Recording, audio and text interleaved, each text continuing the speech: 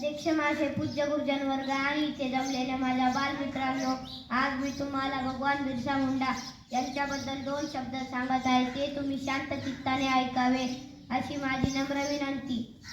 भगवान बिरसा मुंडा हे एक भारतीय स्वातंत्र्य सत्याग्रहातील नायकांमध्ये एखाद्या व्यक्तीला ईश्वराचा अवतार मानले गेला असेल तर ते म्हणजे महान कर्मवीर भगवान बिरसा मुंडा यांचा जन्म 15 नोव्हेंबर 1875 रोजी झाला.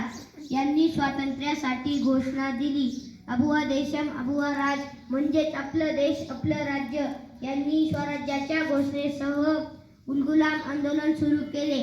बिरसा मुंडा हे एक राष्ट्रीय नायक होते. यांचा प्रभाव झारखंड, ओडिशा, राजस्थान, छत्तीसगड, महाराष्ट्र अशा राज्यांसह अनेक राज्यांमध्ये होता.